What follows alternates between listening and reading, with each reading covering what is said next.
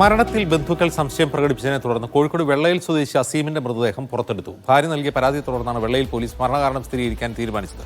ശനിയാഴ്ച സ്വന്തം വീട്ടിൽ അബോധാവസ്ഥയിൽ കിടക്കുകയായിരുന്ന അസീമിനെ ഭാര്യയും മക്കളും ചേർന്നാണ് ആശുപത്രിയിൽ എത്തിച്ചത്. കോഴിക്കോട് മെഡിക്കൽ കോളേജിൽ ചികിത്സയിൽ കഴിഞ്ഞിരുന്ന അസീം പിറ്റേന്നാണ് മരിച്ചത്. ബന്ധുവിനൊപ്പം പുറത്തുപോയി വന്നതിന് ശേഷമാണ് അസീം അബോധാവസ്ഥയിലാകുന്നത്. ശരീരത്തിൽ മുറിവുകൾ ഉണ്ടായിരുന്നുവെന്നും ഭാര്യ പറയും. ദൃശ്യ പുതിയടത്ത് വിവരങ്ങൾ ചേരുന്നു. ദൃശ്യ, ഈ മൃതദേഹം അങ്ങോട്ടാണ് കൊണ്ടുപോകുന്നത്? അജിംസ് ഇൻക്വസ്റ്റ് നടപടികളൊക്കെ പൂർത്തിയാക്കിയതിനു ശേഷം ഇനി കോഴിക്കോട് മെഡിക്കൽ കോളേജിലേക്കാണ് മൃതദേഹം കൊണ്ടുപോകുന്നത്. അവിടെ വെച്ചായിരിക്കും പോസ്റ്റ്മോർട്ടം നടപടികൾ ഉണ്ടാവുക.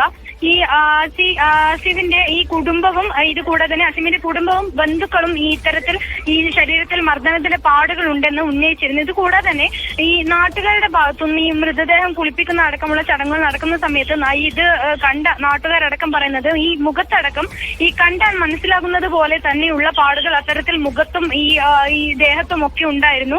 ഇത് ഡോക്ടർമാരുടെ ശ്രദ്ധയിൽപ്പെടുത്തിയതുമാണ്. പിന്നെ എന്തുകൊണ്ടാണ് ഈ പോസ്റ്റ്മോർട്ടം നടപടികളൊന്നും ഇല്ലാതെ ഈ മൃതദേഹം വിട്ടുകൊടുത്തത് എന്നടക്കമുള്ള കാര്യങ്ങൾ നാട്ടുകാരുടെ ഭാഗത്തുനിന്നും അത്തരത്തിലുള്ള ഒരു സംശയങ്ങളൊക്കെ ഉന്നയിക്കുന്നുണ്ട്. ഈ ബന്ധുവിന്റെ കൂടെ പുറത്തുപോയി വന്നതിന് ശേഷമാണ് അസീം അബോധാവസ്ഥയിലാവുന്നത്. മദ്യപിച്ചിട്ടുണ്ടായിരുന്നെന്ന് കുടുംബവും ഇതുകൂടെ തന്നെ ഈ ദൃക്സാക്ഷികളായ ആളുകളും ഒക്കെ പറയുന്നു. ഈ അബോധാവസ്ഥയിലായ അസീമിനെ പിന്നീട് ബന്ധുക്കളും ഭാര്യയും ചേർന്നാണ് ആശുപത്രിയിൽ എത്തിക്കുന്നത്. ആദ്യം ബീച്ച് ആശുപത്രിയിൽ എത്തിക്കുന്നു, പിന്നീട് അവിടെ നിന്ന് കോഴിക്കോട് മെഡിക്കൽ കോളേജിലേക്ക് മാറ്റുന്നു.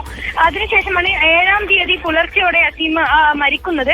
ഇതിനുശേഷമാണ് ഈ മരണത്തിൽ ദുരൂഹതയുണ്ടെന്ന് ആരോപിച്ച് ഈ ഭാര്യ ഈ പരാതിയുമായി രംഗത്തെത്തുന്നത്. ഇതിന് പിന്നാലെയാണ് മൃതദേഹം പുറത്തെടുത്ത് പോസ്റ്റ്മോർട്ടം നടത്താനുള്ള ഒരു നീക്കത്തിലേക്ക് പോലീസ് എത്തുന്നതും സ്വാഭാവിക മരണത്തിന് കേസെടുക്കുന്നതും. എന്തായാലും അല്പസമയം മുൻപ് മൃതദേഹം പുറത്തെടുത്തു.